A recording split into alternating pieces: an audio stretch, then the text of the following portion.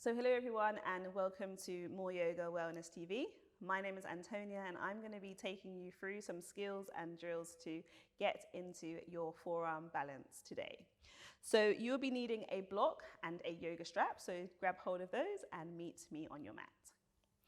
So we're going to focus on the palm and arm focus today.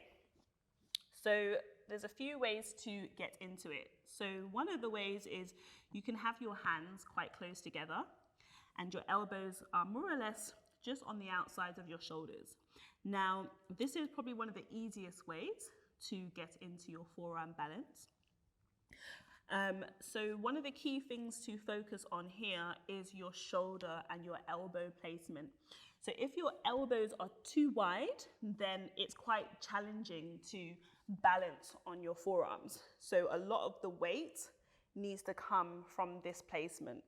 Hence why, even though this is the easiest ways to work into it, probably long term, you want to begin to use some of the other techniques, which I'll show you later on. But first, you can start this way. So bring your hands to the floor, thumbs are touching, elbows are more or less out on the outsides of your shoulders, lifting up your knees, and you want your feet to be walking as close in towards your elbows as possible. So you're pushing into your forearms and you're holding. You bring one foot to the center of your mat and you can start here by just taking a few hops, okay? So that's one way. Second way with your arms, which is the way which I think is a better way to begin to work into your forearm balance, is by bringing your hands out wide. So you spread your fingers really wide and then the tips of your thumbs are touching. And the reason why I do this is because it gives me an idea of where my shoulders need to be.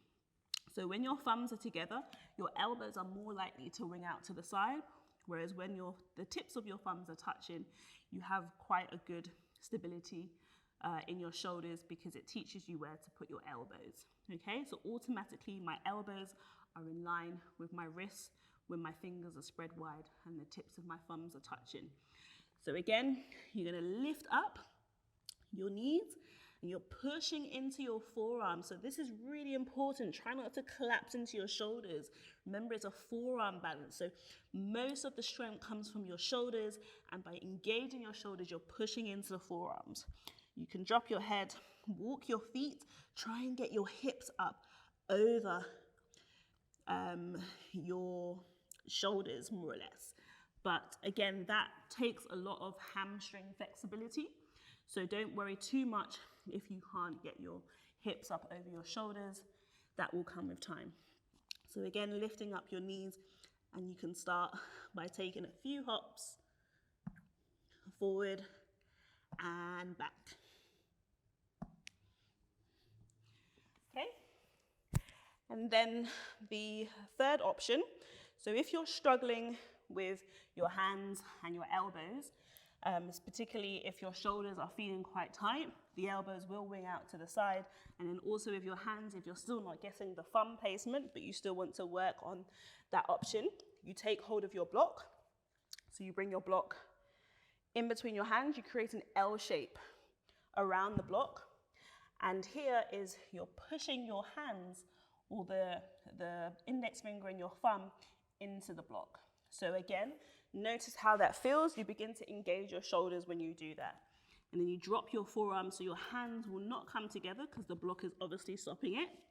So you lift up your hips, walk your feet forward, and you may want to just work on lifting up one leg and hold. And then you can swap your foot over and hold. Or again, you can work on those hops. So you can hop up and down, forward and back, okay? And then the last option where you can use all two techniques with a strap. So you want to create a loop with your strap. And again, this is a great way to stop your elbows from winging out to the side. So you bring your forearms underneath the strap in your loop, and then you drop your hands down to the floor and your forearms. So there's no way my elbows are going to wing out to the side with this. And then you've got your block 2 to make sure that your hands are not coming in towards each other. Okay, so when you're coming up 2, you want to push your elbows or your forearms into the strap. So you're engaging the entire shoulder. So lifting up your hips, you can begin to walk your feet forward. And again, you can start by lifting up one leg and you hold. You can lift up the other and you hold. And then maybe you begin to work on your hops. And then maybe you catch your balance in your forearm. So you can stack the legs if you like, or you can begin to straighten them straight away. So here as well, you can use a wall.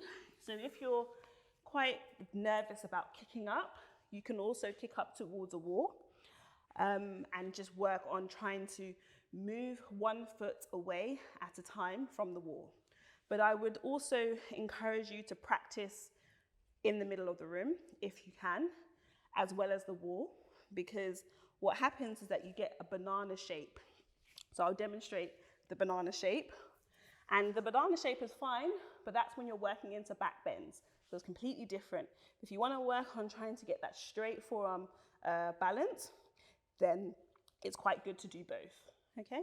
To avoid the banana shape. So I'm going to use my strap again, bringing my forearms down, spreading my fingers wide, lifting up my knees, and I'll demonstrate what the banana shape looks like. So say I've kicked up onto my wall, and then I'm like this on my wall, okay? So this is fine if you want to work towards back bend, but if you're not, you want to get your straight arm, you want to work towards straight. And the way to do that is by more or less being in the middle. So it's a lot harder to work with that once you're on the wall, because you need to focus on trying to pull your rib cage in. But when you're banana shaped, your rib cage is already flared out, and I feel like it's more work to contain all of that, okay? So there are your skills and your tips for your forearm balance. I hope you enjoyed today's practice, and take care and happy practicing. Thank you.